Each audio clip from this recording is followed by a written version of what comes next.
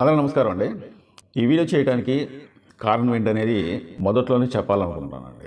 నిన్న నేను యూట్యూబ్లో ఒక వీడియో చూశానండి.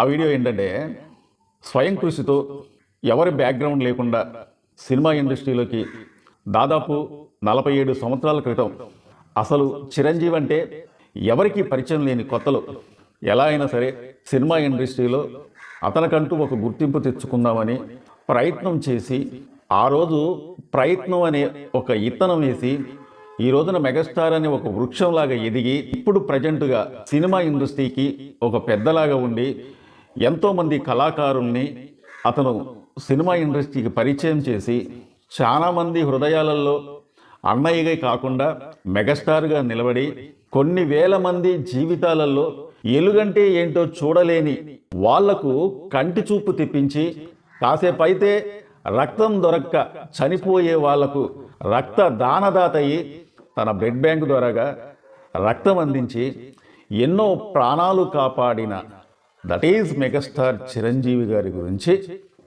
కొంతమంది సోషల్ మీడియాలో ఇష్టం వచ్చినట్టుగా చిరంజీవి గారి పైన విష ప్రచారం జల్లుతున్న ప్రశ్న ఛానల్ రావణ్ గారి ఒక వీడియో నిన్న చూశానండి.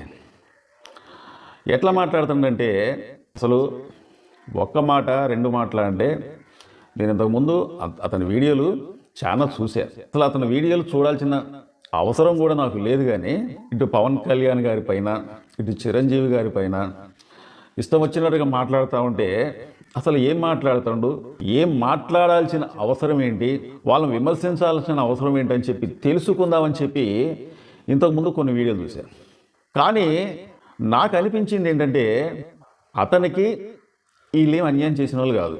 మరి ఎందుకని ఈ కుటుంబం పైన అంటే చిరంజీవి గారి పైన కావచ్చు, పవన్ కళ్యాణ్ గారి పైన కావచ్చు ఇష్టం వచ్చినట్టుగా విమర్శలు చేయాల్సిన అవసరం ఏంటని చెప్పి నాకు అనిపించింది అనమాట.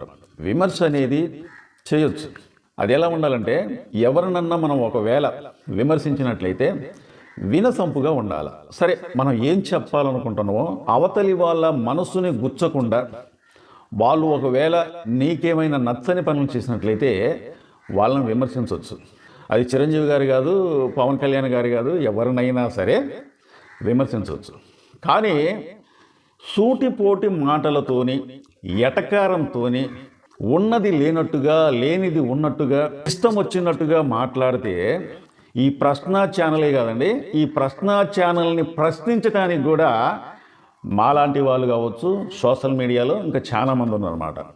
మరి అతను ఏం విమర్శించిండంటే ఎన్నో రకాలుగా చిరంజీవి గారి పైన పవన్ కళ్యాణ్ గారి పైన వాడు విమర్శిస్తూ ఉంటే ఇక నేను ఆగలేకే ఈ వీడియో చేస్తున్నాను అన్నమాట. నాకు ఎందుకని బాధ అనిపించిందంటే చిరంజీవి గారు ఒక వ్యక్తిని దూషించినట్టు మాట్లాడే వ్యక్తి కాదండి.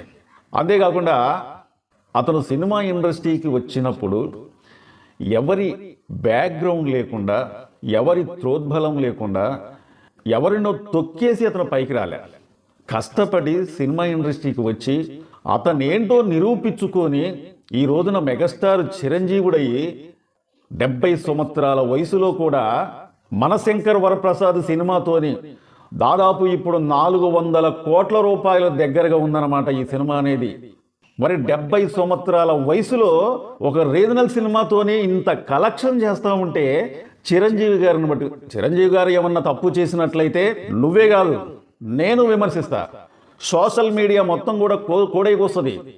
కానీ చిరంజీవి గారు ఇలాంటి తప్పు చేయకపోయినా చిరంజీవి గారిని అనేదే కాకుండా చిరంజీవి గారి వయసు గురించి మాట్లాడుతూ ఉంటాడు. ఎప్పుడైనా విమర్శించాలంటే అతను ఏమైనా తప్పు చేస్తే విమర్శించు. ఒక చీకట్లో అంటే ఒక చిన్న లైటింగ్ కూడా పెట్టుకుంటాడు, చీకట్లో ఉండి ఒక పెద్ద భయంకరమైన నవ్వు నవ్వుతూ అసలు ఈ వీడియోలు చిన్నపిల్లలు చూస్తే నిజంగా దడుచుకుంటారు. ఎందుకంటున్నారంటే వీడు చూస్తానికే అంత గాంభీరంగా కానొస్తాడనమాట. ఈ మధ్యకాలంలో నేను ఒక వీడియో చూశాను, చిరంజీవి గారిని పట్టుకొని తాతయ్య తాతయ్య అంటారు. అది మళ్ళీ ఎటకారంగా. వీడికి చూస్తే ముడ్డి కింద 45 సంవత్సరాలు పైగే ఉంటాయి. అంటే చిరంజీవి గారికి వీడికి ఇంచుమించు ఒక 20 సంవత్సరాలు అటు ఇటు లోపు ఉంటాడు. నువ్వు ఇంతగానం చిరంజీవి గారిని విమర్శిస్తున్నావు కాబట్టి ముందాల నువ్వు చిరంజీవి గారి గురించి ఒకసారి తెలుసుకో. ఎందుకంటున్నానంటే నువ్వు ఎట్లాగా చిరంజీవి గారి వయసుకి గౌరవీయం, చిరంజీవి గారికి గౌరవీయం, హద్దు పద్దు లేకుండా పెరిగినవు కాబట్టి నువ్వు చిరంజీవి గారికే కాదు ఇంకెవ్వరికి కూడా మర్యాద ఇవ్వమేమో అన్నట్టుగా నాకు అనిపిస్తుంది అనమాట. అసలు నువ్వు చిరంజీవి గారి గురించి, చిరంజీవి గారి సినిమాల గురించి, అతని బిరుదుల గురించి, అతను సినిమా ఇండస్ట్రీకి వచ్చినప్పుడు ఎంత కష్టపడి ఇప్పుడు ఆ రోజు నుంచి ఈ రోజు దాకా ఒక సుప్రీం హీరోగా, ఒక డైనమిక్ హీరోగా, ఒక మెగాస్టార్గా కొన్ని వేల మందికి కళ్ళు లేని వాళ్ళకి కంటు చూపించిన చిరంజీవి గారిని పట్టుకొని కొన్ని లక్షల మందికి అతని బ్లడ్ బ్యాంక్ ద్వారాగా ప్రాణాలు కాపాడి చనిపోయే వారిని కూడా బ్రతికించిన చిరంజీవి గారి గురించి నీకు ఏం తెలుసని మాట్లాడుతున్నావు? అతని సినిమాల గురించి నీకు ఏం తెలుసని మాట్లాడుతున్నావు? సినిమా ఇండస్ట్రీకి వచ్చినాక నుంచి అతను ఎంత కష్టపడితే ఇప్పుడు ఈ స్టేజ్కి వచ్చిందని చెప్పేసి నీకు ఏం తెలుసని మాట్లాడుతున్నావు? అంటే నోటికి ఏమొస్తే హద్దు పద్దు లేకుండా మాట్లాడేటివే. అభిమానుల హృదయాలు గెలుచుకున్న మెగాస్టార్ చిరంజీవి గురించి నువ్వు మాట్లాడేది. ఇలాగ చెప్పుకుంటూ పోతే చిరంజీవి గారి గురించి కొన్ని వేల వీడియోలు చేస్తా. అలాంటి మెగాస్టార్ చిరంజీవి గారిని పట్టుకొని నీలాంటి వాళ్ళు మాట్లాడితే, అలాంటి గొప్ప వ్యక్తి అయిన మెగాస్టార్ చిరంజీవి గారిని పట్టుకొని నీలాంటి వాళ్ళు విమర్శిస్తూ మొరిగితే అతని విలువ ఇంకా పెరిగిద్ది, కానీ అతని ఇమేజ్ అనేది ఎప్పుడు కూడా డ్యామేజ్ అవ్వదు. చాలామంది మా వీడియో చూస్తున్నారు కానీ సబ్స్క్రైబ్ చేసుకోకుండా చూస్తున్నారంటే దయచేసి మీరు మమ్మల్ని సబ్స్క్రైబ్ చేసుకుంటే మమ్మల్ని ఎంకరేజ్ చేసేందుగా ఈ వీడియోపై ఒక లైక్ చేయండి. మీ అమూల్యమైన కామెంట్ తెలుపుతారని చెప్పి కోరుకుంటూ, మా వీడియో నచ్చితే సబ్స్క్రైబ్ చేసుకోండి. మరో మంచి వీడియోతో మళ్ళీ మేము ముందుకు వస్తా. Thank you.